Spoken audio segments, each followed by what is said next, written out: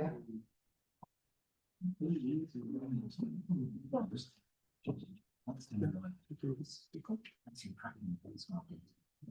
morning, everyone. Greetings to all of the colleagues who are here, our distinguished guests, Prof. Badrul Khan and Prof. Taman van der Merwe. On behalf of the School of Commerce at the University of KwaZulu-Natal, I'm delighted to invite or to welcome all of you to today's roundtable discussion on smart learning. We're especially honored to host Professor Badrul Khan, who is a global pioneer in e-learning and is also visionary behind the smart learning framework, which has transformed digital education globally.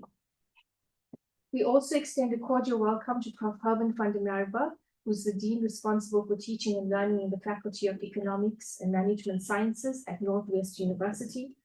Prof. van der Merwe was instrumental in bringing or facilitating Prof. Khan's visit to UKZN. Thank you for that, Prof. So this event offers a unique opportunity for meaningful dialogue around sustainable, motivating, adaptable, and technology-enabled learning. Ideas that are reshaping how we teach and learn in an ever-evolving digital world. We thank you for joining us, for those of you who have joined us in person, and for those of you who are present with us online. We hope that this session sparks new insights, partnerships, and innovations in your own educational context. To begin the proceedings, Prof. Stephen Mutula, our Dean and Head of School in the School of Commerce, will deliver the formal welcome. Prof. Mutula.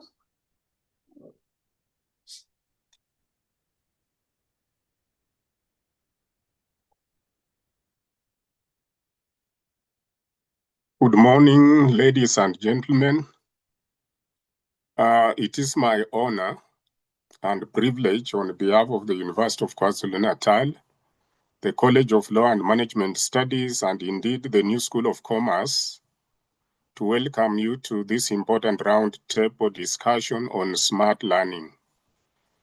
I wish to acknowledge the roundtable organizers, Professor Upasana Singh, Ms. Hezo Langa, the PR manager, Dr. Michelle Hatch, the academic leader for teaching and learning in the School of Commerce, Mr. Ashwin Singh, technical support, and Mr. Kut Koning.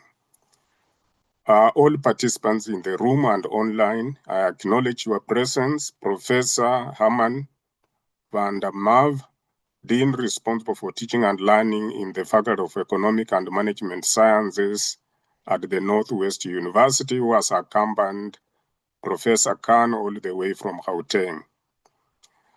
Congratulations for the organizers for bringing to our school, college, and university Professor Khan, a well-renowned global scholar of repute.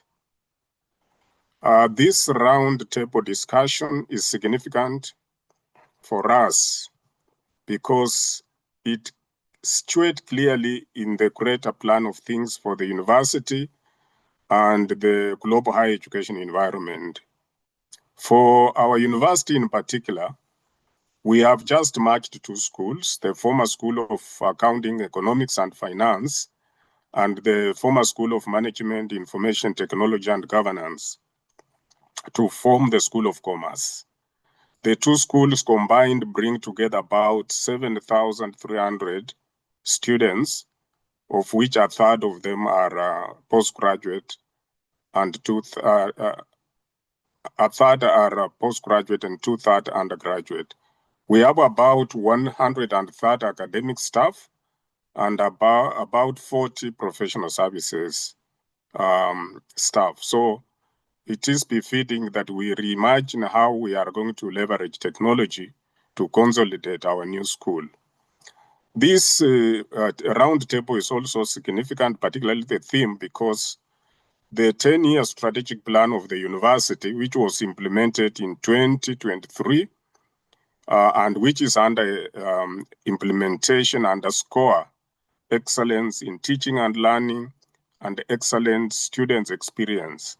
And these two aspects, technology is very critical in having them realized. The university is also having an initiative which is called the Project Renewal, which is actually driving the 10-year strategic plan. And it, among other things, aims to enhance quality and transitioning the university into 4.0 learning environment. And therefore, smart learning is a very important component of that. We know that we just came from COVID in 2023, and we saw the impact that technology can have in such a situation, emergency situation. And so this is particularly important to us. And we are also in the throes of the fourth industrial revolution, which will actually redefine our competitiveness in attracting students in a fiercely competitive world. So these factors, and given that the university is organized around 4 colleges and around 19 schools, which are now being reduced to 10, gives us an opportunity to reimagine on how we can use technology in an environment with separate campuses. So I am confident this morning that Professor Khan will help us unravel many issues, particularly around privacy, confidentiality, data protection, detection of crime, access, intellectual property, and integrity in this environment. So with those few remarks, ladies and gentlemen, I want to pause there and hand back to the program organizers. Thank you. Thank you, Prof. Mutula, for that welcome. It is now my honor to introduce our esteemed guest speaker, Professor Abajol Khan, a globally celebrated thought leader in e-learning and educational technology. Professor Khan is known for coining the term web-based instruction and for developing the widely adopted Khan's e-learning framework, which has guided educators and researchers around the world in designing effective digital learning environments. He has authored 12 influential books and over 100 scholarly works, many of which have been translated into more than 23 languages. His groundbreaking contributions have earned him a place in the United States Distance Learning Association Hall of Fame and accolades from organizations such as NATO, the World Bank, and the White House Office of Science and Technology Policy. A tireless advocate for accessible and inclusive digital learning, Professor Khan has advised governments, ministries of education, and global institutions on educational technology, policy, and he continues to lead innovation through initiatives like the Macmillan Education and his popular television show, Khan's Digital World. Today, he joins us to share his vision of smart learning, a model for education that is sustainable, motivating, adaptable, results-oriented, and technology-driven. Please join me in welcoming Professor Khan. Thank you.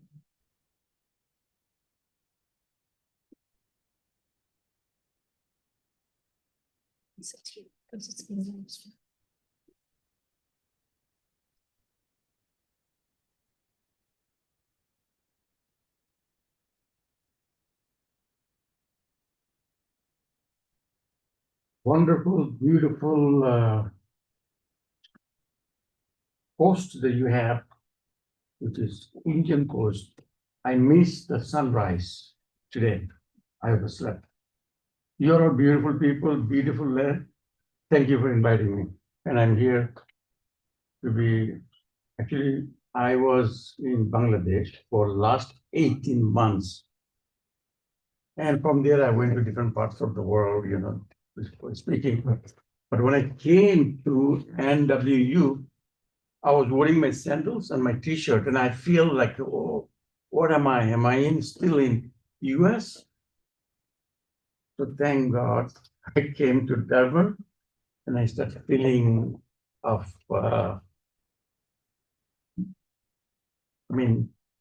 weather-wise, that I am actually still close to Bangladesh.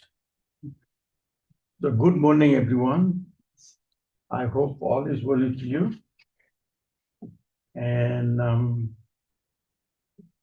I must tell you that I come from a land which is land of people who are known as Bangladeshi people, Bengal, West Bengal.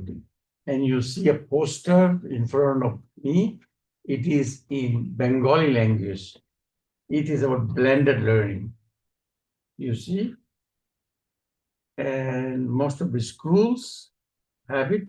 And I have been featured in a national English textbook known as English for Today. And they talk about me and people do homework. So that's how the grade 9 and 10 people know me more than other people. So it is a wonderful pleasure. I think I did speak once with one of your conferences virtually. So it is a wonderful to see you in person and share my knowledge and learn from you. So having said that, so this is the poster which has the blended learning. It shows what you can teach online and what you should not teach online. That is at the beginning. It's called Bloom's taxonomy. You're walking up, harder you go, become harder. Harder hands-on learning content, they will be mostly classroom lab-based. But if anything simpler in the Bloom's taxonomy, you see those become online. So actually today's topic is smart learning. So in here, this is how you start, and then you decide whether you want to go online or you must go face-to-face. And then I'm going to talk to you about the smart learning. Smart learning is the model that understands what is the value of learning and what are the requirements of learners globally and a guidance. Following that, I have Khan's P3 model, which is like Khan's P3 model is people, process, and product. Who are the people are involved in certain things? What they do is the process and what they produce. And at the end, you see in the model is basically testing. Now, how you do the testing? You're going to do classroom testing or online testing or video-based testing. So this is all a bigger picture.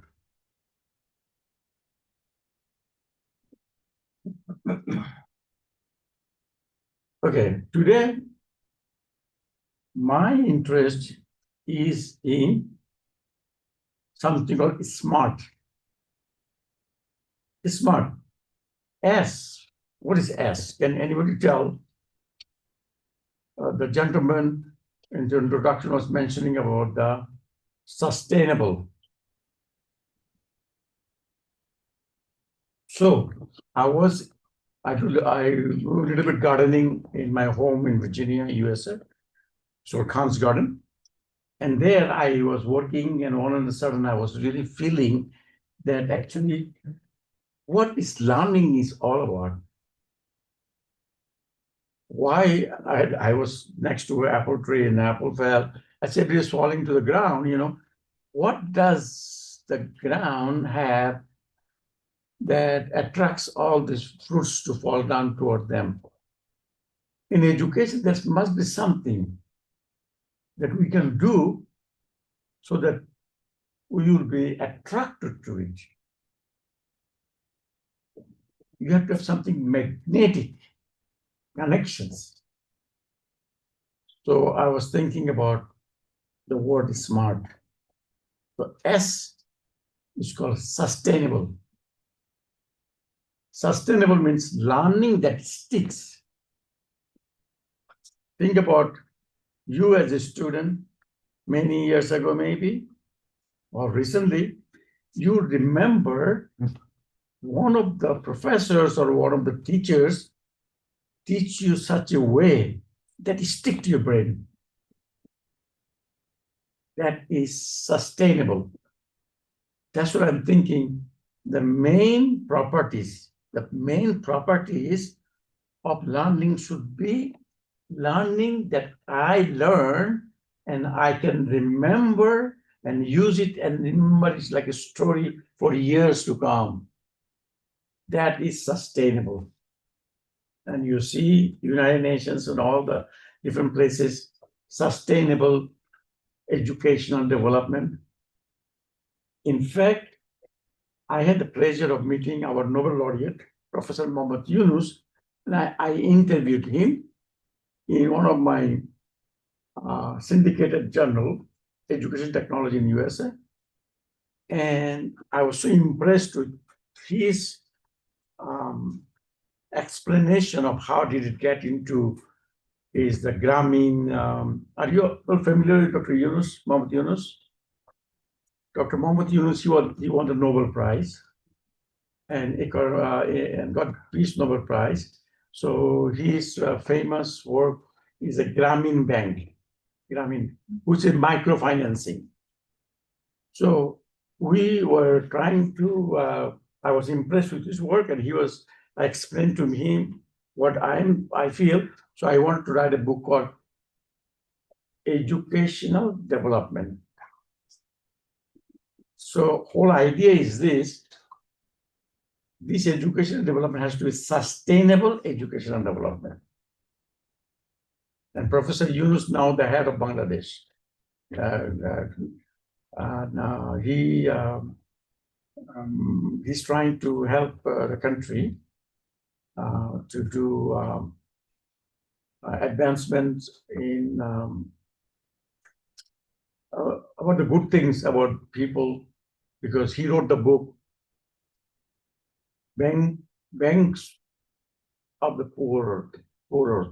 So he is a microfinancing guy. He has done so much work in this. So I had from him also learned sustainability, sustainable. But in education, I did my undergraduate in chemistry in the US. I did my doctorate there. I never heard anyone telling me about sustainability. Sustainable? They talk about other things. So now I realize it that learning has to be sustainable. And then next is M. M stands for motivating. You see, if you cannot make the learning motivational, then they will not learn. So use spicy jokes, humorous stories, so that it will be engaging and it will be interactive. That's what the motivation is, that the highly motivated person will participate. And then this is at the center, I don't know if you can see it, adaptable, S-M-A, A is for adaptable. Life is changing. We have new things coming to us. For anything that we do, for education, to business and commerce, but we have to adapt ourselves to the new changes. So as a new learner, a smart learner, you need to adapt to whatever good for you. But we used to line up in the bank to draw our money. Now we have ATM machine. So we adapt to ATM machine. The next one is R. R is result oriented. What you preach, you must practice. So all the learning that you're doing, you need to show the community that you serve, you have learned. So it has outcome-based, result-oriented. And T is for technology-enabled. You see, technology could be a blackboard, technology could be anything supplemental to your teaching that is technology. So C, if you have a tool, that is technology. So the smart would be something sustainable, motivating, adaptable, result-oriented, technology-enabled learning. Are you all with me? This is the physical. In my mind, this is purely my work, or actually this started in 2023 about the code. The framework is there for many, many years, the original framework. But what I added is the physical properties that I believe that a student should have in learning. I want my students to learn in a way that she is or he is excited about learning something, and that excitement will show that he has learned, we can test him, and then it's going to be sustainable. And he can adapt to new situation. Now we have artificial intelligence. He needs to pay attention to it. And these are all technology supported. Are you with me so far? Is my language is clear enough for you to understand? By the way, I speak a language not my own. It's a borrowed language. And I try my best because I come from Chittagong, Bangladesh. It's in a coastal port. We have a different dialect. When I talk in Chittagonian, that's what the Bangladeshis people don't understand. So I asked one time, only few people in the world speak their language. I was in Calcutta, which is in India. I was in the Girls' College. So there I was asking that I've been all over the world. I'm so happy that I am in West Bengal, which is in India. I can speak my language and you understand. I said, may I speak the language that I'm most comfortable with? And they said, so go ahead. So I started speaking in Chatgaya, means that my own dialect. None of them understood. Even people next to me come from the next city in Bangladesh would not understand what I'm saying. So I had to, so it means the culture is very important. And the way you can express is important. Some of the stuff that I've been telling you, but I think that I know what I'm saying, but I think that you may not know what I'm saying. So that's why as you understand. Okay. So today's, I talked to you at the center of learning what is the properties. And that properties we talk about is SMART. There are SMART acronym and with the different explanation. My one is purely what I feel that students should be doing. Because my one is just logical.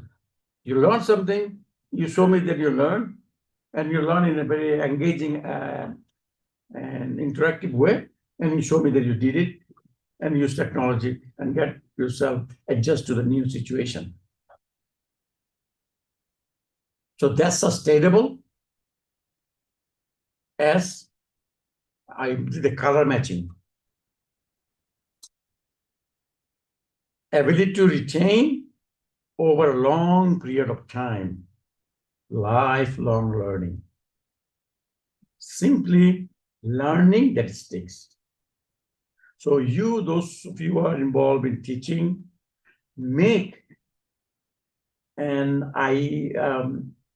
something that, you know, the students will understand that and will remember for a long time to come. You know, our children, our students are so busy these days. I asked my son one time, how are you?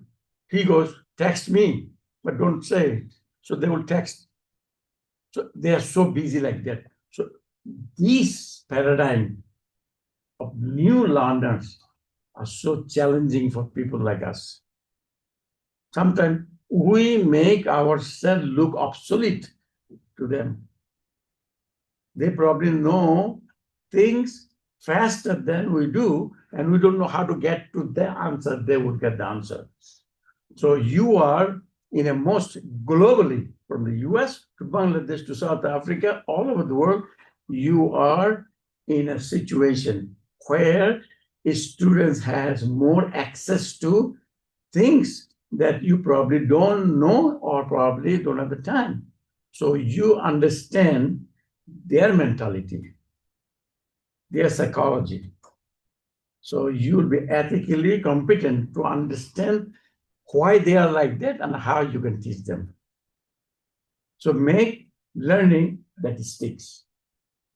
Tell the story, tell the jokes. Motivating.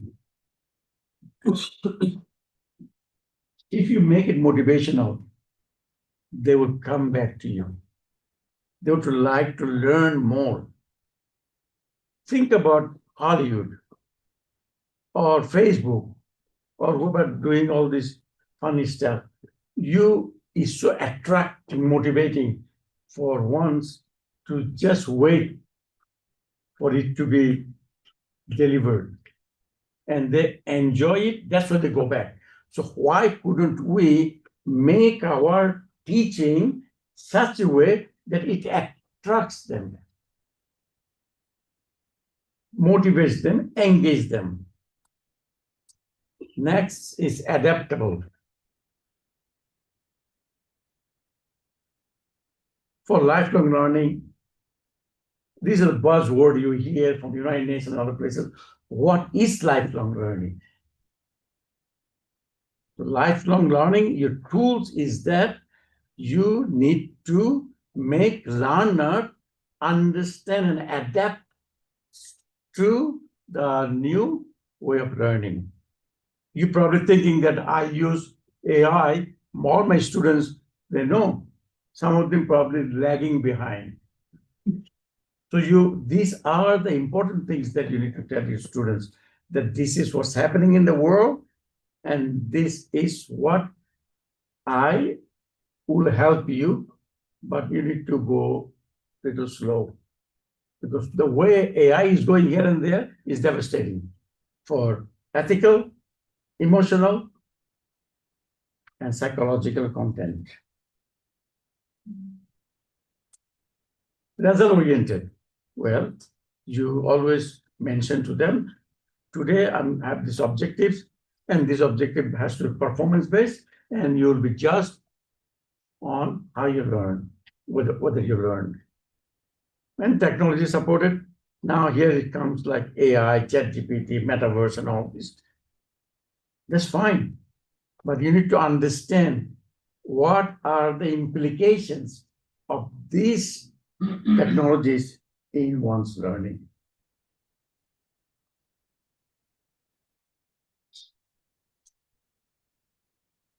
So next thing I did, I mean the very old guy in the blog, because web-based instruction in 95, I wrote the book Web-Based Instruction.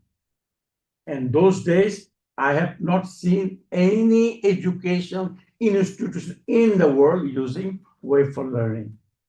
But some big name companies are using it for information. So it was like information website. Nobody was using web for educational purposes. I'm talking about 95. So that means there's a difference between information versus instruction. I have a doctorate in instructional design.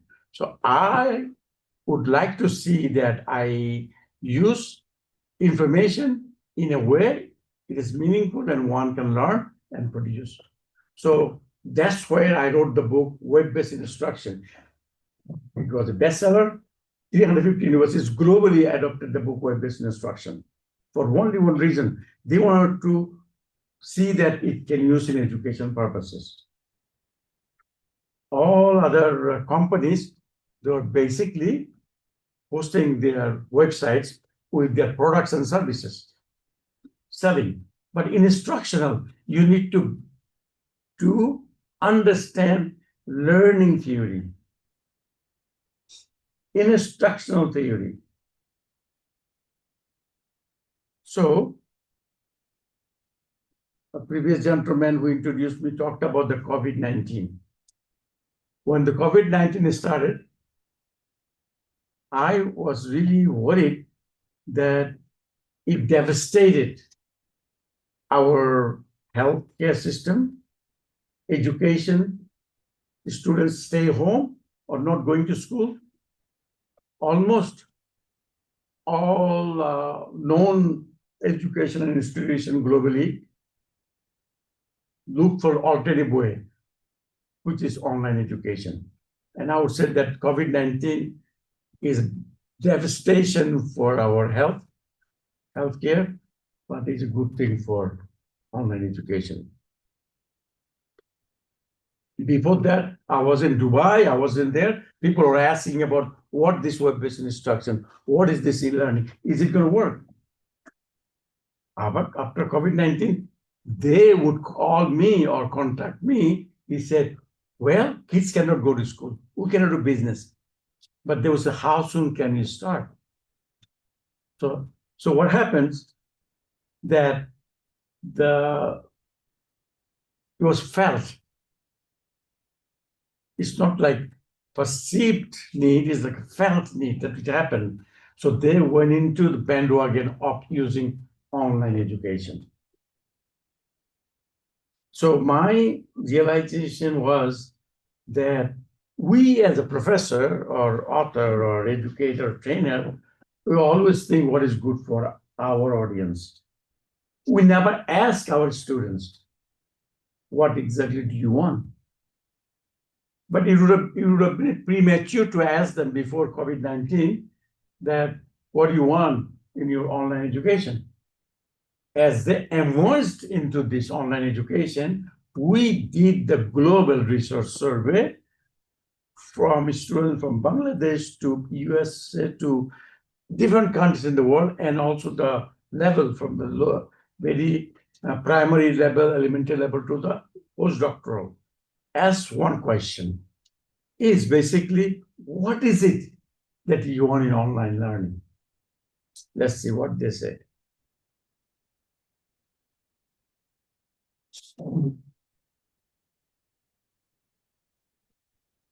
So, first thing they said,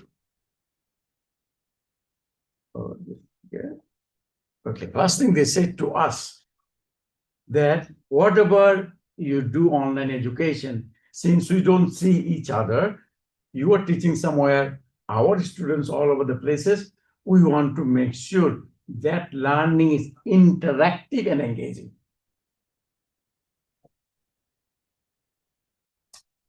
So that they want that interactivity, we feel that it keeps learner engaged in learning with immediate feedback. That's interactive. You just give, nowadays, I was the biggest critical of MOOCs, Mass Open Online Course. I wrote a book on too, that some of these people was getting Harvard, MIT courses through the MOOCs. What they do, they just converted them and put that on the web. But they are not organized in a student's, in a mind. The students could be somewhere in the desert with a laptop, not close to a culture or civilization. How are you going to be able to teach?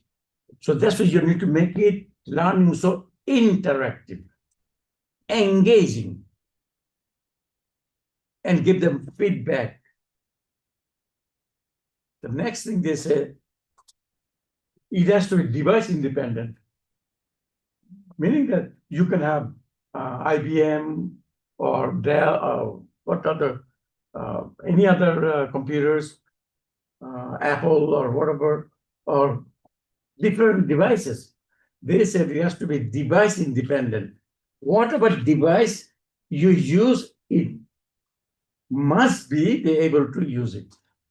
So this is the student's requirement. They want that make sure whatever materials you're giving me, it has to be device independent. Could be smartphones, tablets, laptops. This is what students are demanding. And they want something accessible. fastest way they can get it. That's what they want. Now they want single objective focused. Think about an umbrella.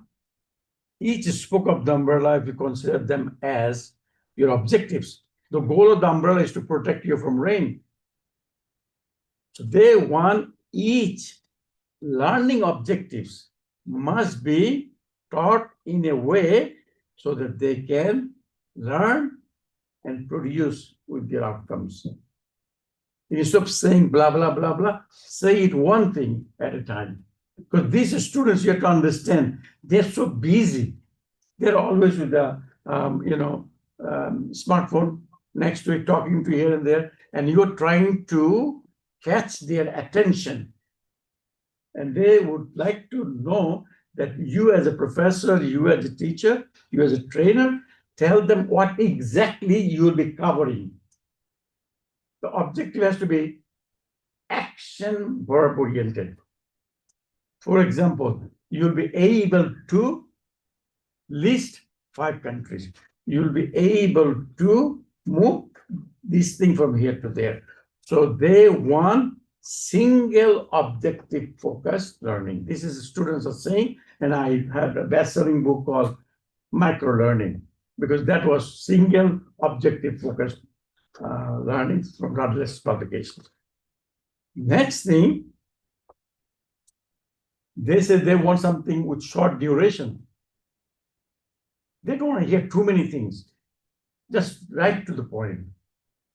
So having said that, we as an educator, we as a faculty member, we need to start learn how to talk less, but talk effectively. You can eat your food this way, or you can eat it that way too.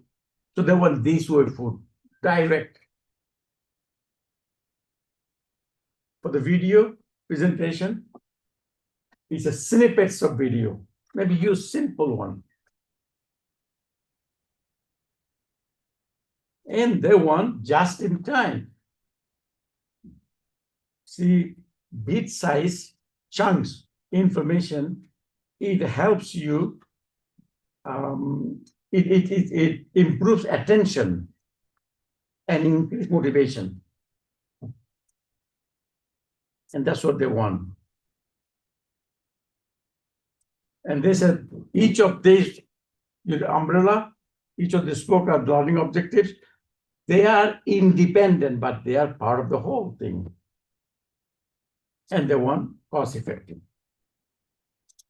So what I have shown you is that what I felt what the learning should be. Then I went back to thousands of students globally for survey and wanted to know, since they're already doing online, what exactly you want. So they gave us this. So they challenged us. How can I create an interactive, engaging learning? That's what learning, design, or instructional design people learn and how to do it. So we need to look at them and see what this is. I forgot to tell that am I in law and what other programs here? Law and management. Law and management. I do not know if you are familiar with instructional design. You see, that is another domain. Instructional design came from educational psychology, system sciences altogether. So bear with me. In the management and other subject areas, you probably maybe not that much familiar with instructional design. It is the most relevant and common use in America. And government employees are known as, some of them in Angola, some system specialists. Okay? So these are instructional designers. So we as instructional designer, we ask them to the learners, what do you want? They said they want this way. And now, you see, I just came from the main what the learner smart learning means and what they want. Now the next issue is, this is, I think it published in my 2001 book, which is Kant's framework. This octagonal framework has done so many research, so many PhDs on this for this octagon. Because you guys are into management sciences, that's probably you don't know about this, but those who are in education, they are familiar with this work. Because, I mean, so many dissertations been done and books been written. So the top you see is called how to provide guidance. Think about when I created this framework in 1996, after the publication of my book, I became very well known very globally, because there is nothing called web-based instruction those days. People didn't even know. So I have been asking, I've been asked by many people, can you show me an example of what is web-based instruction? But people are only doing like web-based information. IBM has information side. What about big name of info? But there's only information about their products and services. But there's no information about instruction. So the book did very well, but it kept me very busy in coming up with some answers. The answer would be, I said, okay, since people are asking, book is doing well, and I've been speaking globally as a keynote speaker, but I need to have answers. So I was thinking, if I send, at that time I was a professor at the University of Texas. So my master's and doctoral students, I said, if I send one of my students to Amazon forest, who does not have any, is not close to any civilization, how will I be able to teach him or her? That generated the idea of this, what I will show you, is octagonal framework. First of all, they're going to be asking you about pedagogical. Pedagogical deals with learning and teaching. This is what's the goal. Where is my professor? Don't ask. Technological, dealing with hardware, software, infrastructure. So their issues, I put them together. Then interface design. For example, thumbs up in Bangladesh, because I used to play cricket. If I am bowled out, they used to do like this, meaning that you did bad. But thumbs up in Western world, especially in America, means way to do, way to go, right?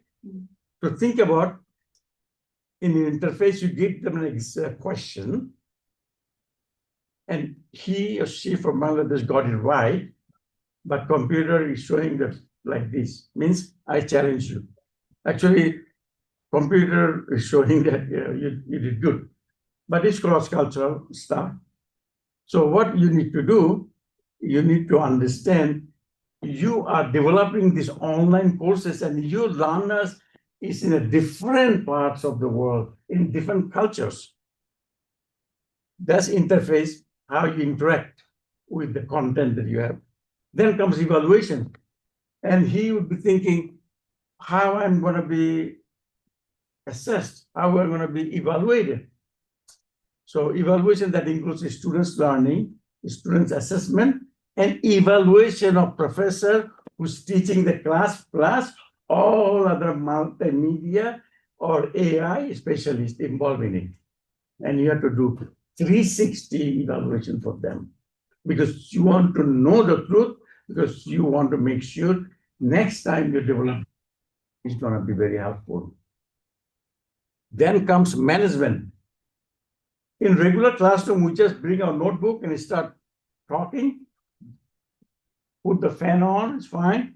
But the management in online education, you probably would say that here is an article, is an very interesting article. So you click on it, it should go to that article. So you need to make sure whoever article you're using, what about video you're using is active and is working. It's your job. So you become a manager for students learner. Resource support, next one. Online education is something at the heart of learning management system. And technical support is so important. Then you have counselor. Then you have an online librarian. You need a budgeting. So in e-learning, in online education, your resource support must be there. And you need to make sure if you cannot provide the support for 24 hours, but put a disclaimer, we only can give you technical support from this hour to that hour, because students are paying for you and they are taking it as an alternative way of learning. Next one is ethical. Ethical is, for example, synchronous learning. I'm in Washington, D.C. 8 in the morning. One of my students taking my class, he would be probably in San Francisco. It will be 4 in the morning. And I'm doing 8 to 8 in the morning, chat discussions. That is unethical. It's called geographical diversity. So you need to see ethically what are the important things you have, plagiarism, copyright issues, and all these. The last one is institutional. Remember, I send my students to Amazon Forest with a laptop. He probably would ask the question, if I take this class on campus, face-to-face, would it be as valuable or as accredited by the community? So that you need to produce the course in a way that is better than face-to-face classes. So having said that, I developed this octagonal framework. In there, the whole purpose is for you to open up your ideas. You can do good online education, but they're very systemically, interactively interrelated. Pedagogy, you have to know about the instructional design, how to create learning objectives, and how to teach them appropriately what strategy is good for that strategy. So you see, these are the subdimensions. And you'll see AI. Many people ask me, I probably will write a book soon about with the framework and challenges where AI will have problems and whether AI will be challenges. So you see, pedagogically, you see adaptive learning is under pedagogy, and AI will work very well. It will adapt to learners' responses and provide the answers. But you have to design is objective-based test items that can measure one. Then you see all these things. Cybersecurity. Gentleman who talked about the privacy, cybersecurity. Here and technologically, we have to, I have a book called e-learning checklist. All these things ask, have you done this? Have you done this? Yes and no. So if you go through this octagonal framework, you would not feel sorry because you will not be able to give what you're supposed to give, but you can have a disclaimer. You would be surprised how many lawsuits you can get if you're using AI in education without knowing it. So every steps of the way, I'd like you to go through, put the learner at the center of this octagonal framework, and then ask yourself, have you done it? Or do you have it? Do you have it sufficiently or you're deficient?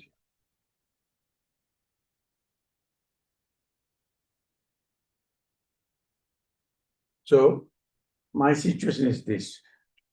I call it smart learning because at the center is sustainable, motivating, adaptable. You have a rather result-oriented. So that is the core of your teaching. You may say that, well, I've been teaching well, now I don't have to follow other things. You do, because you're going to get distracted soon, because technology is taking over things. And how do you, it's like, it's a big tornado is coming. A lot of people, if I talk about AI, they get upset, because everybody talks about AI is good. How good it is when it comes to psychological content, emotional content, when you design. Let me give an example. One most important thing, if learning, this is part of instruction design, if learning objective, if it's well-defined domain. For example, if you want to give me a direction, how I go from here to the airport, that is between these two places is well-defined, because we know you can give the direction. That's what instructional design does. But if you tell me how well I will produce my lecture today among you all, nobody can make direction. They can just talk nice, slowly, dress up nice, but one can lead to another openness. So for open, ill-defined domain, that is ill-defined domain of knowledge, you will have problems. That's what the alternative in instructional design is, called constructivism. So make sure whatever you are teaching your students, management sciences or law, whatever, if it's well-defined domain of knowledge, you can tell them what to do. If it's ill-defined domain of knowledge, I would caution you. Look into multiple perspectives. So that's my book. Sorry, I was in Azerbaijan, so they wanted to see this book in Russian. They translated it into Russian. So, so here I am. I'm done. I will make sure that I'm able to make something sustainable. If I can, then I fail. Have I done anything sustainable for you? What is it? Anything that I said, stick to your mind? It should. I said thumbs up, right? In America, way to go. In Bangladesh, you did that. So if that student got an answer right from American professors online, and he still gets the thumbs up, he said, well, I got it right. Why are you still challenging me? That could be mistook. So as I say, I'm done. I would be really open to any advice, any recommendations, any discussions, so that it will broaden my horizon of thinking. And I never stop thinking. I never kind of satisfied with one thing. I think there are about 2 months ago, I posted a note to the LinkedIn. I said in there in my video, when I become a professor, I thought I know all things. But then I say, as I go getting older and wiser, I know how little I know. Let me say this way. I said, as I get older and wiser, I now realize how little I know. Previously, I would think, oh, I know something. I was bragging about it. But now that I meet with people, I talk to you, listen to you, and I know that how little I know. That is old way of thinking, but it is true. Every places I go, I learn, and I learn from common people. And as an author, a researcher, I put them here and there. So I think, as I said, I'm done. I thank you. If you have any questions, I'm here.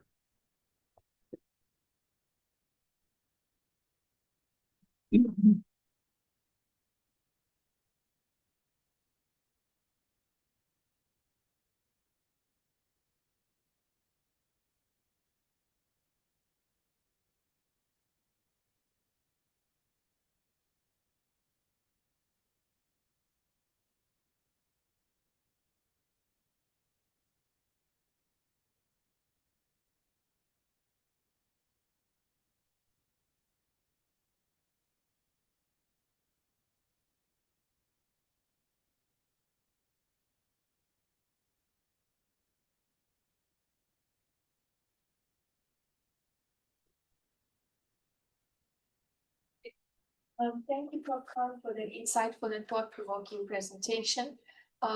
You might see just a few of us sitting in the room, but you have over 80 participants who are have joined us online. We try to keep this as a small discussion in person and allow the other audience to attend virtually. So through your presentation, it's clear that your wealth of experience and your forward-looking vision for the smart learning framework have truly enriched us. It also shows us how we can harness technology to create more adaptive and inclusive, impactful learning environments.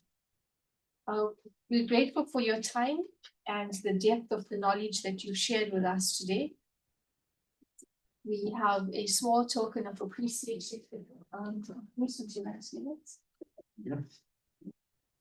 So, Prof. Bruce is our Dean of Teaching and Learning in the College of Law and Management Studies. Okay. You know, it's giving is always good. Taking is even better.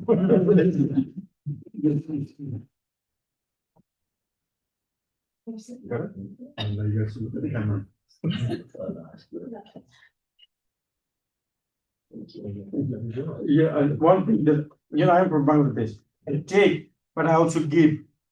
But give, I will give it to you, Dean. Please come. Well, can you read? You signed it. Can you read? No. He says, smart Shikhai, smart Bangladesh. For a country to be smart, you need to have a smart education. And he's got all the AI stuff. And you would not, you see my picture, and you would not know who I am here. It's all in Bengali language. So you We'll give it to the School of Languages and we're going to have a film. Yeah. You know what will happen? People will open up, they will go from this side. This side has good picture. Here's a picture of the ex-king of Kuwait when they invite me there. So for example, the pictures of me going different parts of the world and talking. So you probably enjoy this, some pictures. Oh, by the way, these gentlemen, I came to Bangladesh with invitation from UNESCO to give a keynote in Kabul, Afghanistan. And he is the gentleman, is the education minister of Afghanistan. So my job is to tell them to help females' education. But thank God I didn't tell him that because he's the one against it. So that's what all these people pictured there. So I give this to you with my open heart. Thank you so much. So hopefully Very somehow, yeah, thank you. Can you take a picture can you take a picture of this? I have. You do, okay, thank you. Okay, one more thing. Like I said, I'm from Bangladesh. I not only take, I also give. You have to understand, this is Education and Technology magazine. And this magazine, I did it's got my framework in it, and people have contributed. This is for totally in English. You understand English here, Education Technology magazine, and keep that in your learning and teaching, because this education technology no longer exists. The person, he passed away, so the magazine, the few copies that I have, and this for you. Thank you very much. And then, like I said, I keep In here, you see, Putin, what I presented today, here, to show you on the steps, the easier one, online. What is difficult, you need hands-on. That's what you have to combine. And I talked to you about this, and then this is how you do the testing. Now, you probably wouldn't understand some of this Bengali, but this will force you to know a little bit Bengali, maybe. At least. All right. Thank you so much. I appreciate it. Thank you. So we're going to open the floor for questions and discussion. Yes, We'll commence with those in the room and then we'll move to those who are online. Dr. Michelle here has a question to ask. Thank you so much, Professor Khan. It was very interesting and informative. And just a point of reflection, perhaps. Obviously, everything that you've shared with us today, it really helps to extend learning beyond the classroom and just involve so many more people in education, which is obviously a huge advantage of your framework and your model. I'm just thinking of what thoughts you have in terms of it goes a little bit beyond the teaching and learning domain and more into the socioeconomic domain, which is obviously where a lot of the target the learners are in terms of this type of model and the constraints that they will face on their side in terms of having devices or connection via technology, the internet. And as I say, it's not something you can address, but just your thoughts on how that perhaps hinders the complete and effective implementation of your framework and ways in which we can kind of potentially overcome that and extend education to all. Actually, thank you for your question. It's a very heavy one. However, the purpose of my framework is not to tell you what to do. Just give you a bird's eye view of the picture. You see, that's why my book has been translated into 23 languages. And every translator that I face problem with, because they said they don't have it there. Like one in Vietnam. So she struggled because in institutional dimensions, I had something called, does your institute provide a federal loan or financial aid? Yes, no, not applicable. She didn't even understand because they probably don't have that federal loan or something like this. So I told them that in the glass of water that you have here, you take it to your situation with your glass, it will take the shape. So it is such flexible way that all different countries, they understood that. And so I put a footnote in there when I see a situation where it comes, even technology, infrastructure, and the cultural thing, you know. So I say, pay attention here. So they use the local examples, you see. Now, you also mentioned like economically, what happens if they don't accept these new technologies, they're going to lag behind. If they're lagging behind, they are lagging behind actually economically, because rest of the world, if you do banking or things like that, if they cannot participate, if they have not learned how to behave in this new AI generated situation. So it's got a bigger economic benefit if you really do it right. Otherwise, you're going to participate. Like United Nations and member state, you have to follow some rules to be even part of United Nations. I also call for international operability standard. It means Suppose you create a video. So there's a learning management system would run this. If it has a standard, international interoperability standard. If they don't have that, then they're going to be lagging behind. So it creates a situation, there's an international collaboration, cooperation will be very important. Thank you for your answer. Question. Rob, thanks so much for your insightful presentation. My question is on assessments. And obviously, our formative assessments are more motivating to learn from than our summative assessments.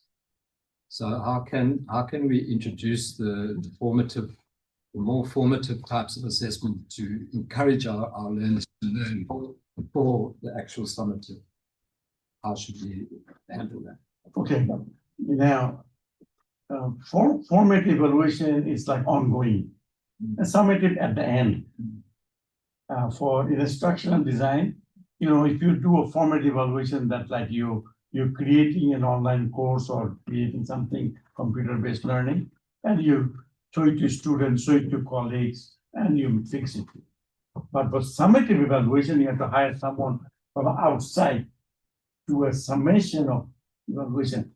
But the best thing for me is formative evaluation is such that when you create something, a video with objective focus, and you show it to the student, let's see what they feel, get their feedback, get them participating. I'll tell you, they'll tell you exactly what they don't like.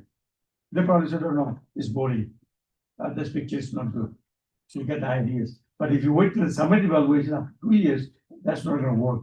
So you must do formative, ongoing evaluation of your work, and that will assess what will happen. And same thing for students learning. You cannot wait till the term final.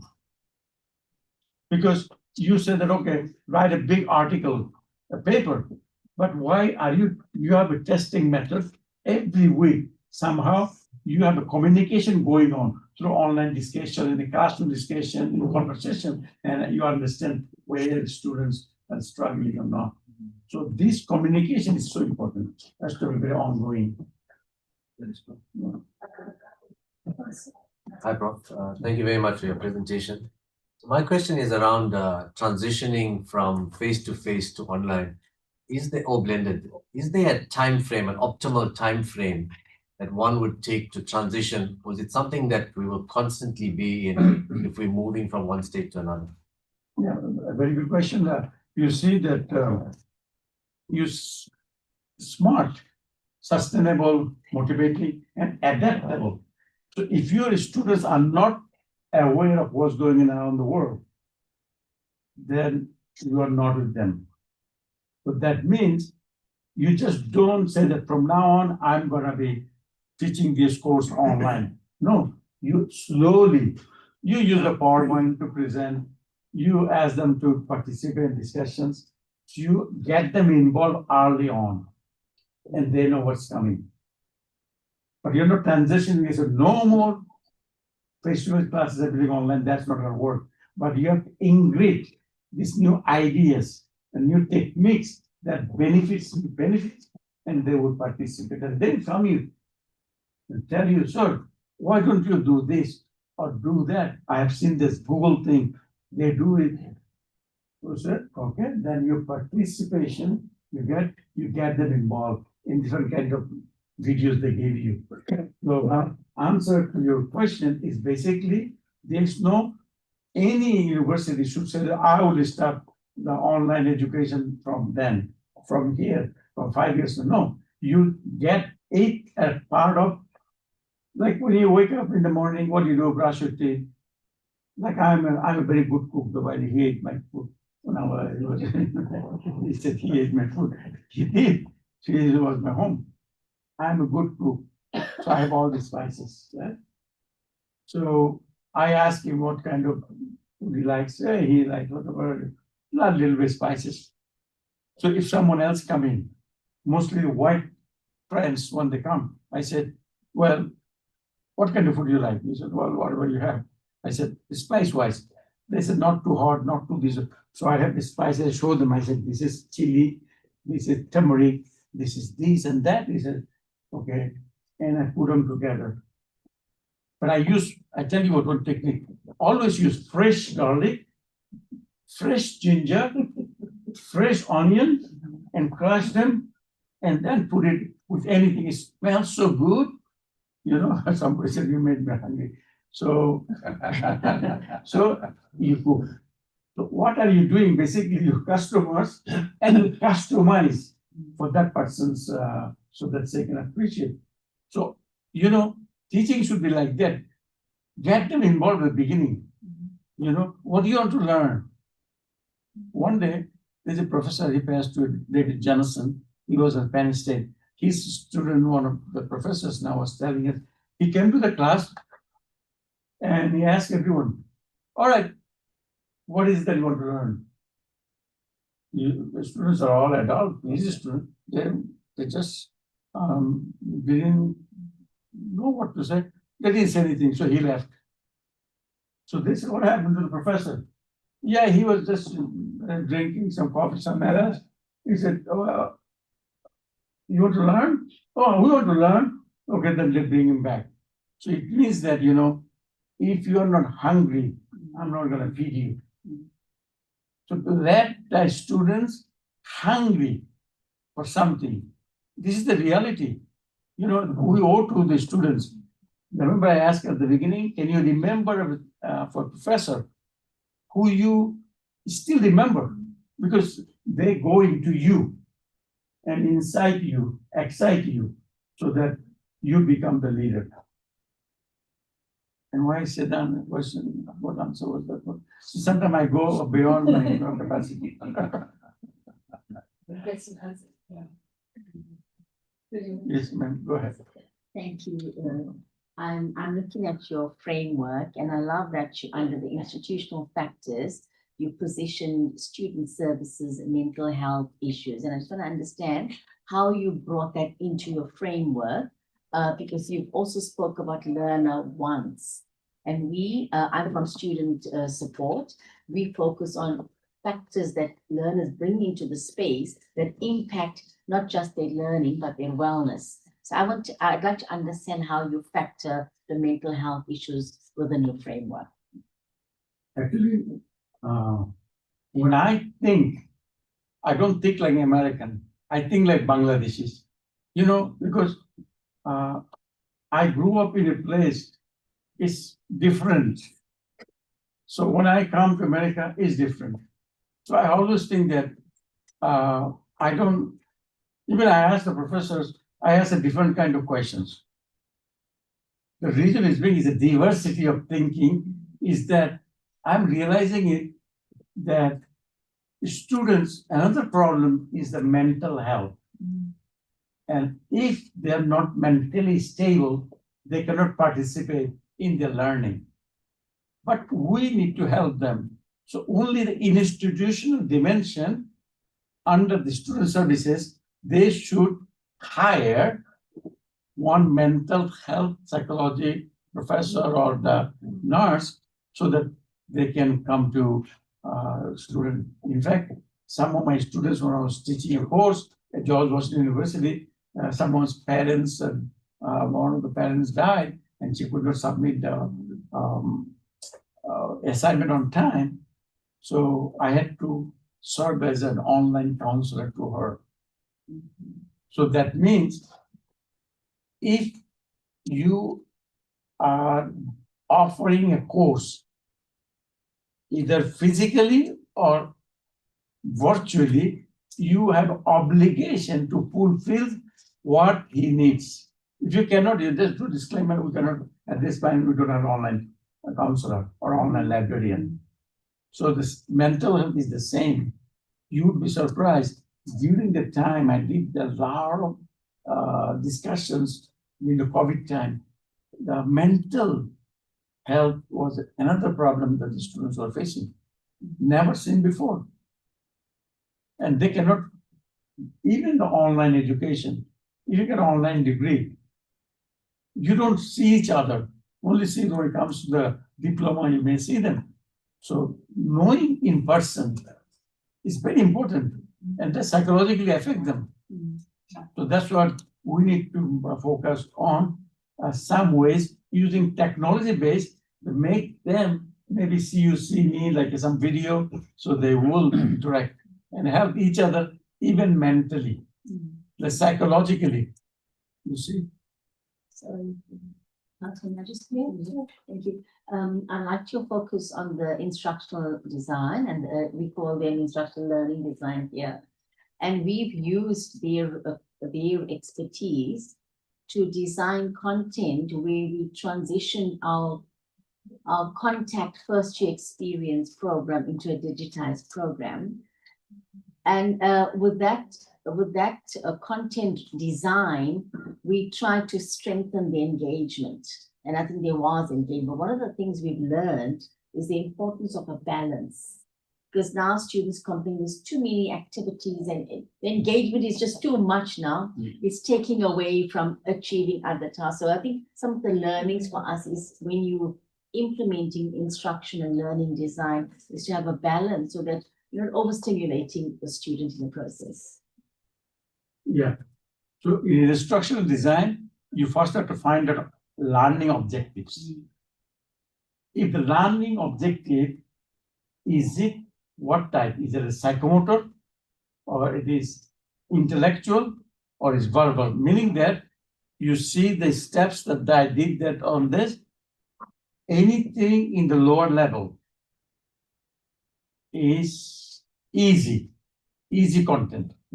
And then they can be taught online, but anything on the upper is hands-on. For example, would you go to a medical professor or surgeon to do a surgery on you if he says that he got his complete MD or degree, medical degree online? You wouldn't go. So that means there is a saying that in the classroom, in the Harvard uses called flipped classroom. Before you go into actual operating table, they can see how it's done. That's part e-learning, but actual doing it, touching the blood, talking to the patients, that most experiential and that is needed. That's what learning is blended anyway. It's going to be blended no matter what. Now AI will come, AI will tell you advice. You use that as a part of a regular course. Artificial intelligence advisement. Next to your course, you can, what AI says this, and I said this. So they need to hear this, world is very chaotic place now. More technologies, innovations are coming through all this. We are very much challenged with new things in business, in education, even in running the countries.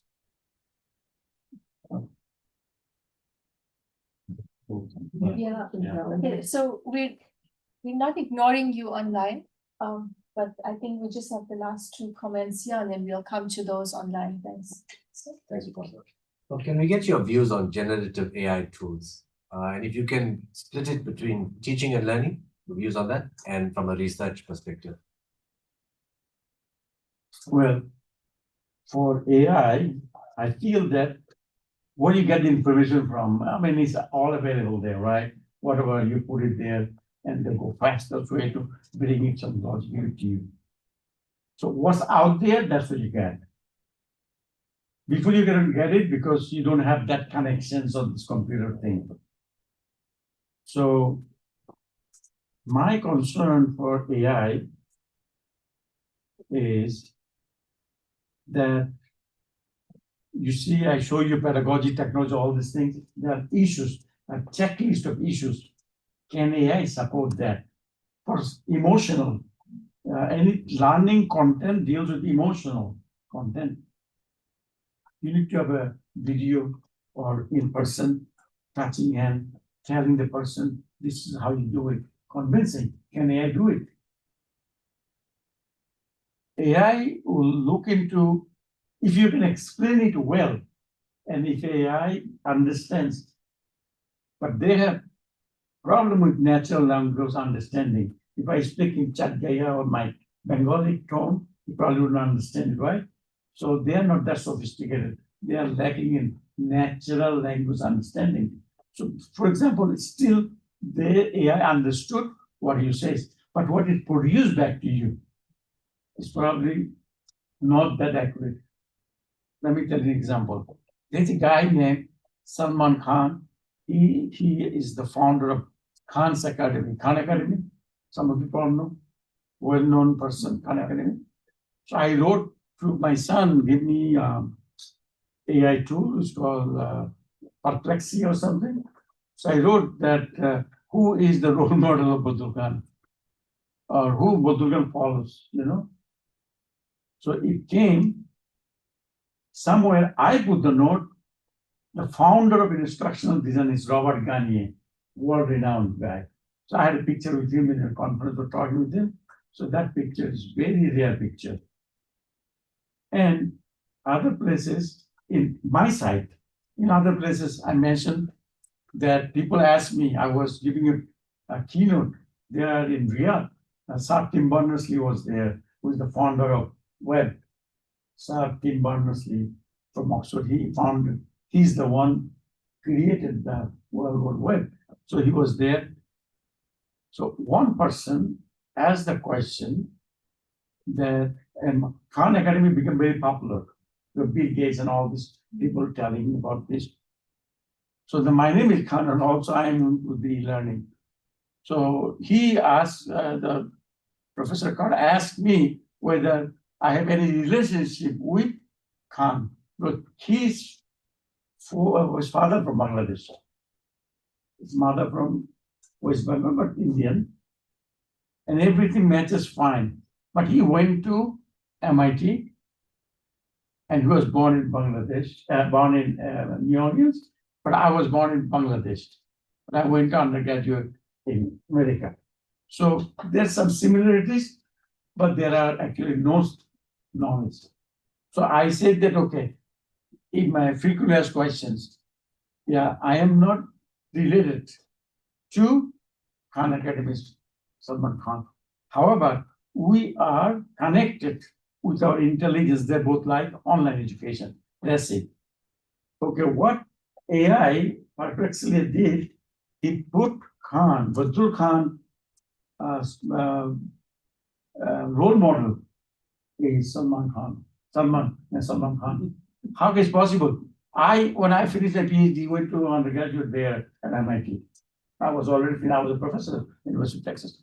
So what happens, whatever you ask question, and for my case, I really read and got it that he is not my mentor. However, I wanted to, one time I wanted to invite him in my column where I invite all big name people in Education Technology magazine.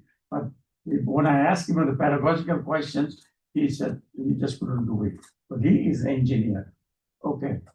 And about him, my aunt was telling me that he was a US ambassador and we were together in a meeting, and he was asking me if I know Salman Khan. I said, I know his work. He said he was trying to help her daughter, her son, to do maths. So that's why you're sending all the videos. And then those videos become the Khan Academy's video. So you see, I know him on the side, never met in person, never thought that he would be my role model or mentor, but Perplexia is giving this information. AI agent.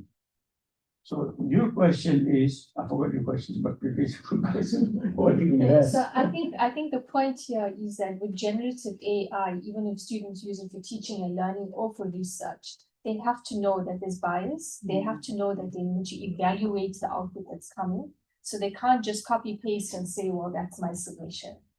There has to be that element of their own thinking and thought process that goes into that answer itself.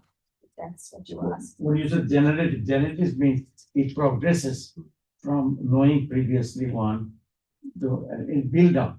So if the starting is wrong, you're totally messed up. You know, in my case, it is no, Salman Khan was not my mentor. I never.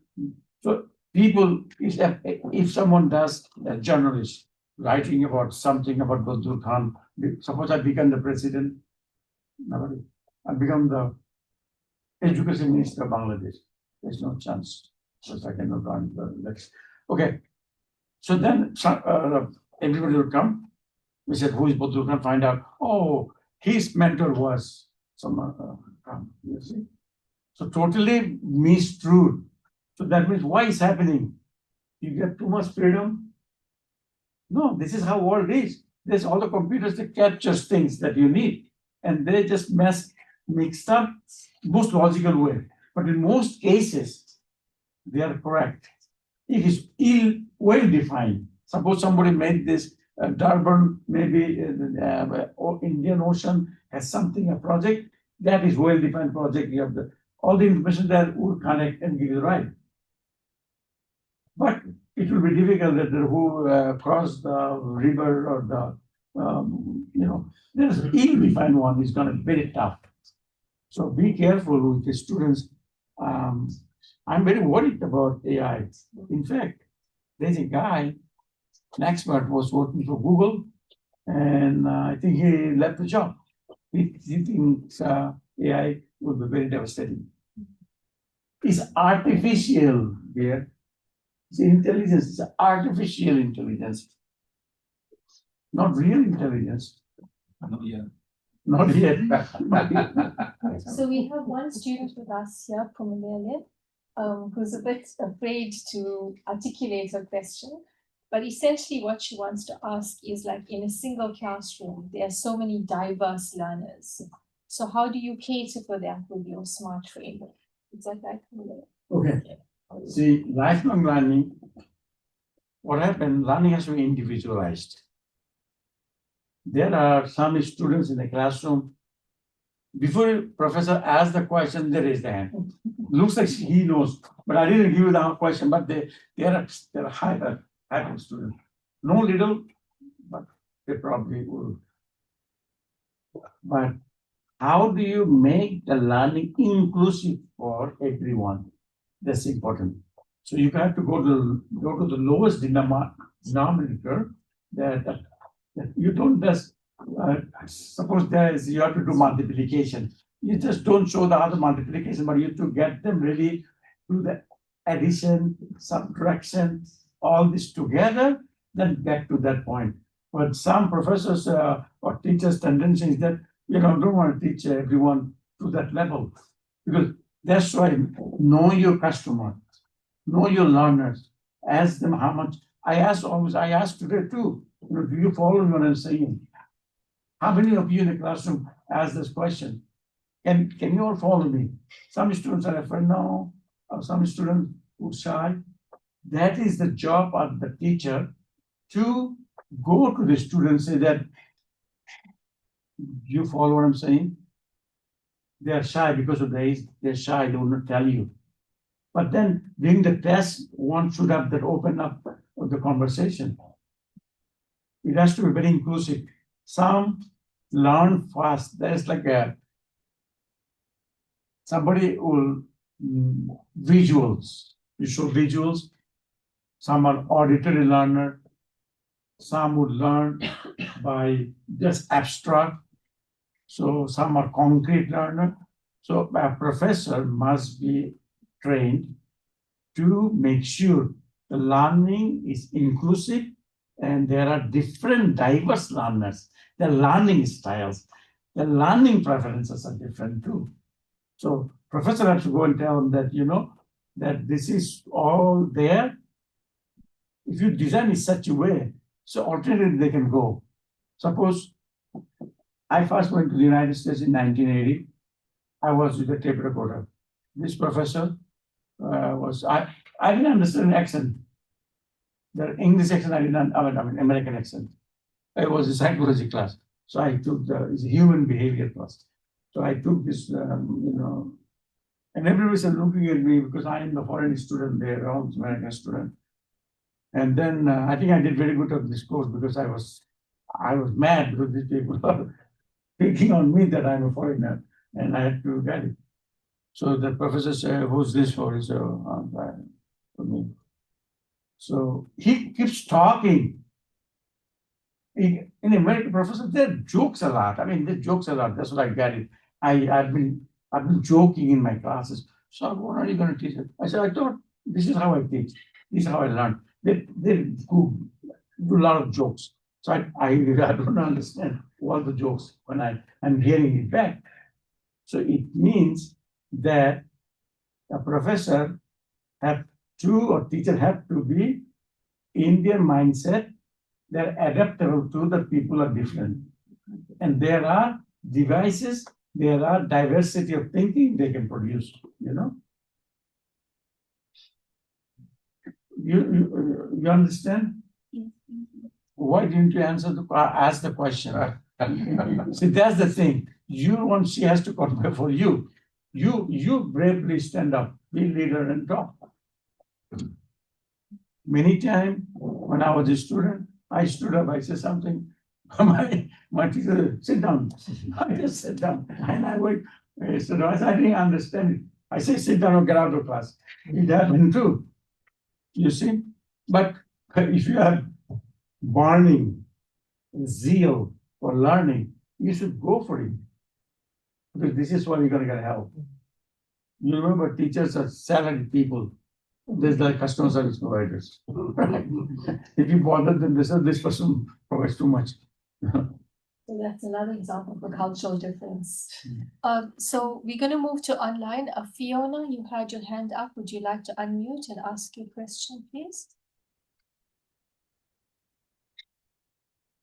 Fiona, if you're still. All right. Okay, there was also. Okay, there was also Olufemi. Olufemi, are you online? You had your hand up earlier. Fiona is muted. Can we allow her to get to unmute, please? Hello. Hello. Thank you so much. Thank you so much, Professor, for the presentation. It was so enlightening and very educative. I wish to seek clarification on the issue of smart as applies to the basic scientific approaches of learning some theories, which involves the trial and error approach. In today's generation, the students are overwhelmed with entertainment and gaming activities. They are not patient to understand the basic principles involved or required for in-depth understanding of engineering or scientific processes. Today, or now, that we are looking at smart learning with emphasis on sustainability. Sustainable learning is the learning that sticks to what we said. If there is no trial and error, this learning sticks to the student's brain. In my question, emphasis is on the undergraduate students who are still trying to understand the basics of most of their concepts or process or theories that they are dealing with. I think that requires maximum attention other than doing it in a smart way. Could you please throw more light on this, on how to manage a situation like this? Thank you. Well, that's a good question. However, I don't have answers for everything, actually. I think by doing it, we'll figure out. But one thing that I know, what the students want. Remember that 8 categories of what they expect. They want cost-effective, easily accessible, single objective focused. They want short duration. If you do all this together, learning will be engaging. And then it will be more effective. But if you don't do what they want, then it's going to be difficult. And that's it.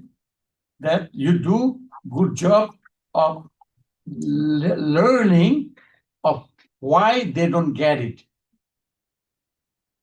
And it's like scene of commission, scenes of omission. What is it that you have in the course is not working? A scenes of omission would be what is it that you never thought of including it, but it would have been nice. So this is what I mean, that it's all about a good communication, good conversation, good dialogue going on. The moment you realize that they say that, I see it, that means you're doing good. But teaching someone and make it learning sustainable, you must think about interactive, engaging way. Use humor, use a story so that they can stick to it. Thank you. Thank you, Paul. Fiona, are you Hi, here? Apsana. I'm unmuted. Thanks. You can go ahead. Okay. Professor, thank you so much for the presentation. I think when I'm reading the messages and also listening to you speak, I think some of the questions that have come up, an important aspect of smart learning, which I've started in 2017 and have been using at Edgewood College.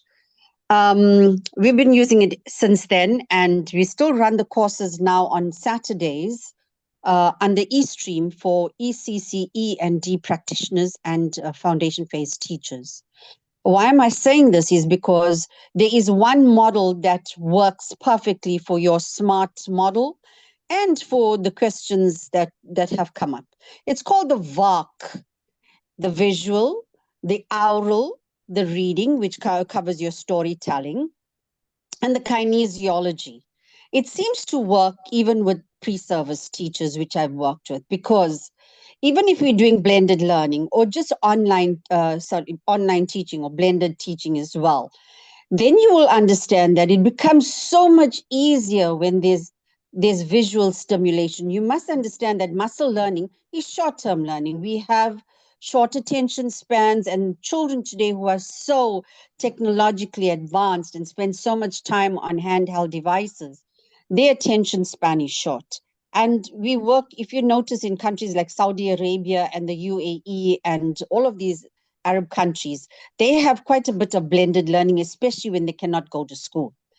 One thing you will notice about the learners and the students is that the short attention span, and as you said, they want to learn in little chunks. But we found that with visual stimulation, visual pedagogies, and teaching them how to learn using visual stimulation seem to help a lot in the product enhancement, in the technology integration, and the collaborative partnership between the teacher and the learner and the parent as well. And there's one thing that, while you are on the topic of SMART, which I've added to the SMART principles in 2017, was called SOurce. Selecting what you're teaching online is very important. How the students analyze it, how you analyze it to teach it is also important. So it means unpacking it well. So can you collate and create with those learners or with those students? Because, when you're doing online learning, there is no guarantee that you're going to get the feedback unless you have the online teaching strategies and interventions, which means like Google Docs or any of the docs that you're using. And that also includes the editing, teaching, the learners and the students the editing skills, and you yourself learning the editing skills. And if there's one thing that has come in so handy with most of the students that I've taught, was the Google Docs. And from all the apps, it was the easiest to teach them. So I just thought I should put a little input on this and get some feedback from you on what do you think of the strategies I've adopted so far. Thank you. Thank you for your saying. I think you you said it right. And I am not an expert on all the different tools, though, what that can do. But your comments are well taken. And in here, I just don't have to say much. I think I will just buy from you and put that on my brain. See this, it's working.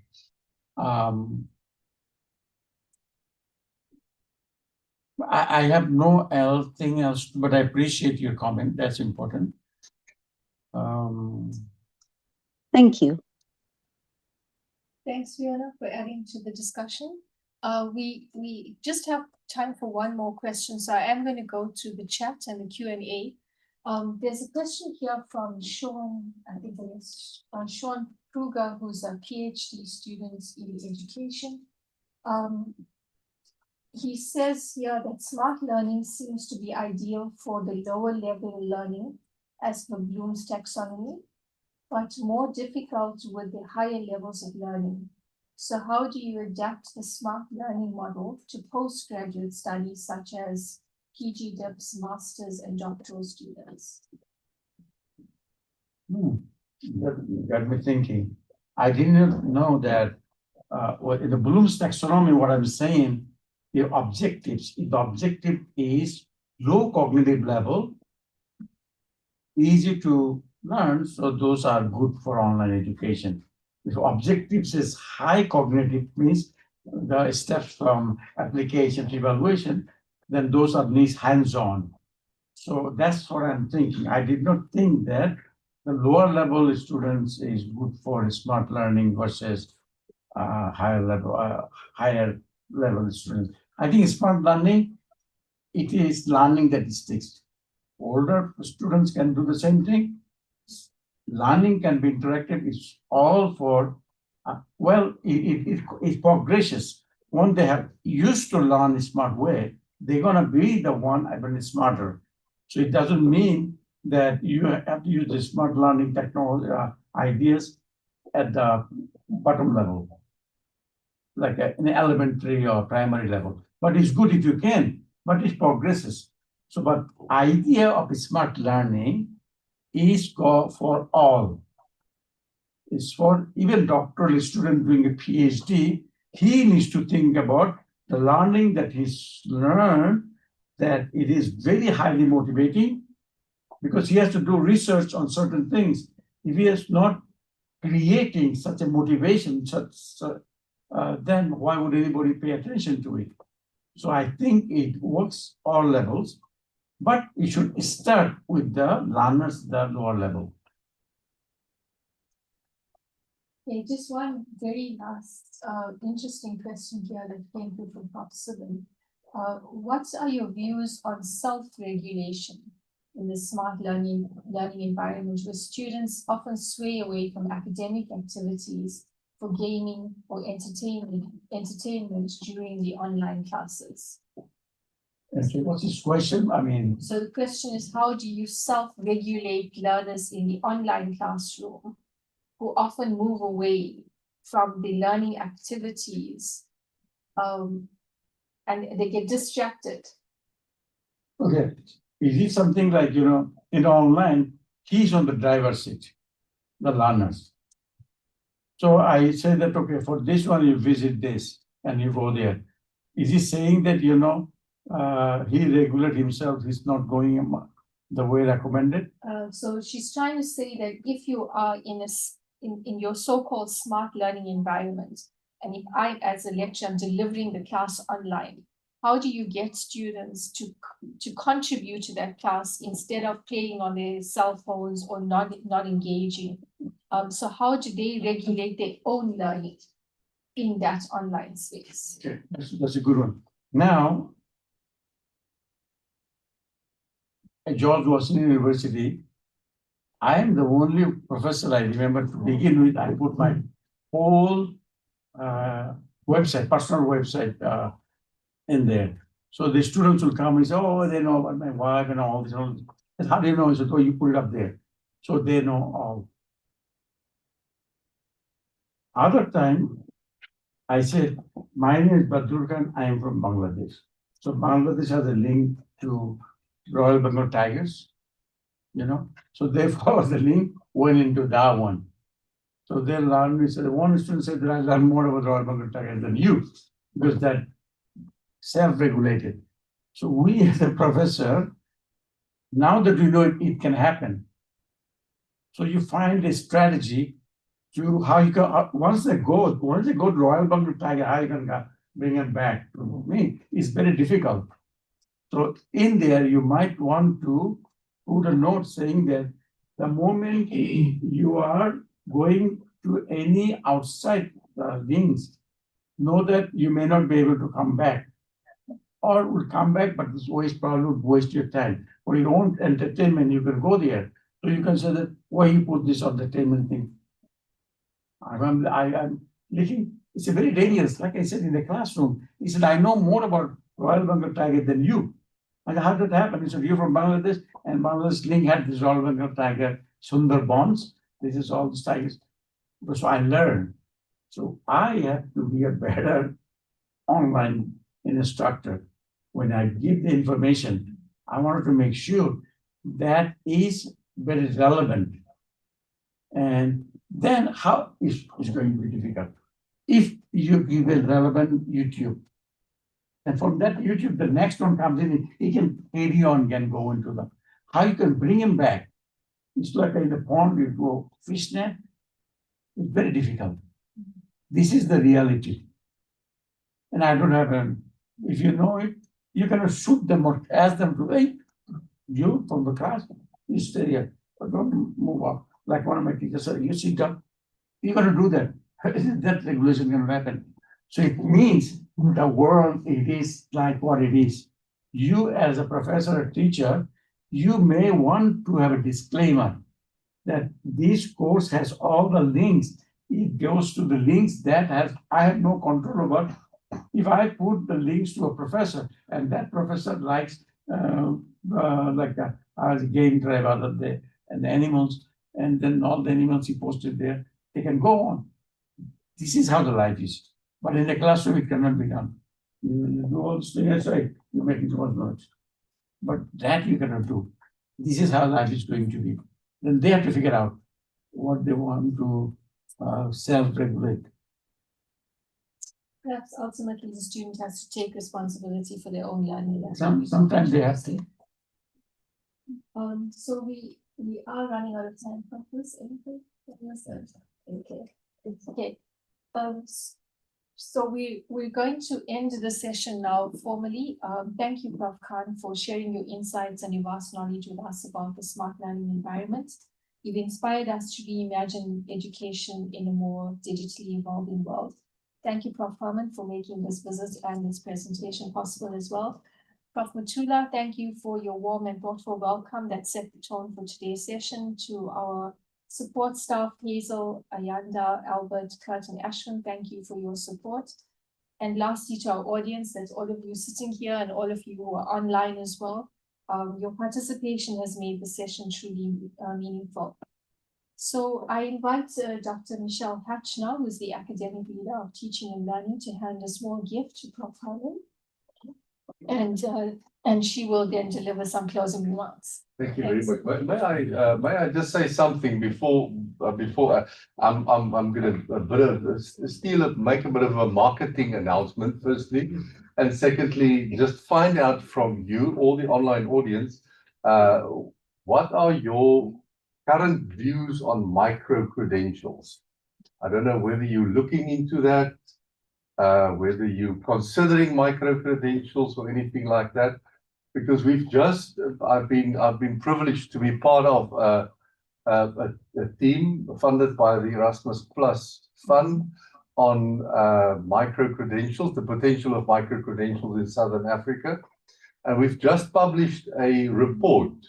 There's 7 countries part of that.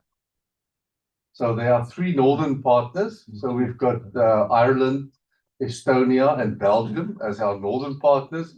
And on the southern side, we've got Namibia, Lesotho, Mauritius, and South Africa. There are 7 country reports available on the worldwide, on the website, on the PUMISA website. And then we've just released towards the end of the month, last month, we've just released a state of play on the 7 countries, a synthesis report of the 7 countries. So you're more than welcome to go and have a look at the website. I mean, if you type in PUMISA, it's pumisa.hec.mu.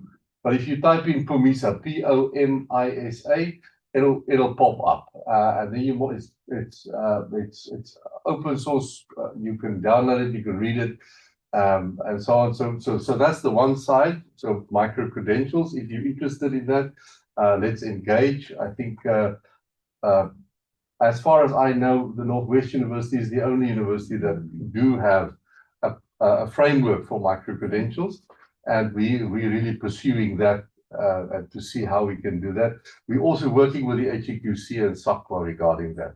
Then the second thing is every year for the past 30 years, I've been taking people to Berlin to a conference called Online Educa in Berlin. I don't know whether you know of that.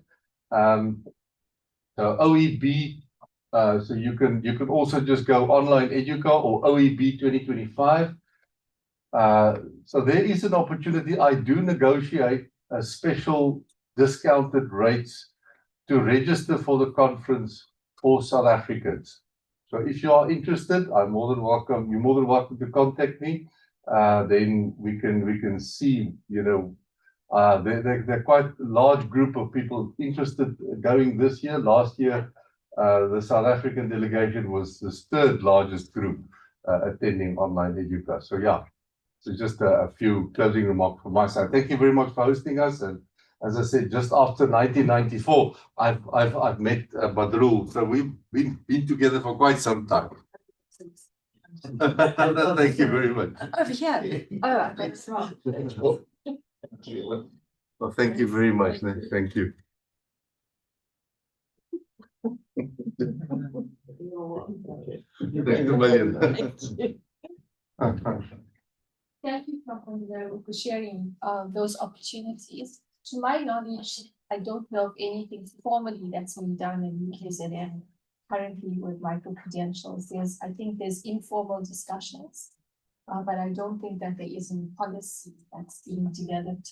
I must say that I think last week or 2 weeks ago, I attended a joint session of academics, and there was a lot of talk on micro-credentials. So I did a very quick Google search because for me, I have a concern about where you get these bodies just issuing stamps saying that this course has, you know, you're now certified having completed this micro-credential course. So I was doing a very good quick Google search, and that's how I came across the framework and realized that your institution is the only institution that has a formal framework. And I did have a look at it, and it does seem to cover a lot of the things that, or the aspects which concerned me about quality and accreditation from CHE and SACWA and all of that. I think that if any institution wants to start working with micro-credentials, the only way to do it is to do it through some sort of quality assurance process, so that we're not just stamping student skills based on what we're teaching in the classroom. So sorry, Michelle, I had to take over. So Michelle will just do the closing remarks, and for those of you that are here, please join us for a group photo at the end of the session, and there's light snacks being served as well. Thank you very much. Thank you. Thank you so much for allowing me to contribute at this point. Just firstly, again, thank you to the entire team for organizing this extremely important and informative workshop presentation this morning. Thank you to you, Prof. van der Merwe, for facilitating it. And of course, biggest thanks to you, Prof. Khan, for being with us here today and being willing to share all this important knowledge and provide some guidance and the framework as to how we can proceed or reflect on things. And one of the things that really resonated with me today when you were talking is about lessons that stick. And I was thinking, yes, you know, I definitely have those professors and going back to school teachers that I still remember and actually remember their message, what they taught me. And I was thinking, you know, what facilitated that? And there was connection with them, with their message. And obviously it was easier back in those days because it was face to face, but I think that's part of the challenge, and it's an exciting challenge to maintain that connection, whatever forum we are using as an educator. And also the relevance of the message. I think it was relevant when I first heard it, and it remains relevant today. Hence it's stuck. And very often that came through with the stories they told around that message. and engaging me as a learner at that point. So, you know, that's another important part in creating, I think, those lessons that stick, which certainly I'm after as an educator, and I think that's a goal for all of us. So thank you for providing us with this framework that we can, I guess, apply to our own context. And, you know, as we've spoken about today, there are various things to think of, and we have to adapt. As you said, we have diverse learners, we have diverse needs, the mental health needs that have come into today's educational environment. We have different generations of students, different exposure to technology as they were growing up. We've got AI now, so it really is a complex environment, and we need these tools. We need a framework like this that we can learn from. And as you commented to me when I asked that question earlier, and I really appreciated this comment, we have to apply it to our context. We have to pour that glass of water into our glass so that it fits for us. But I think it's also important for us as educators to make sure that our glass continues to align with international standards or whatever standards, so that we and our learners aren't left behind. So yeah, so cool. There was a lot of takeaways from what you shared with us today. Those were some real key highlights and thinking points for me.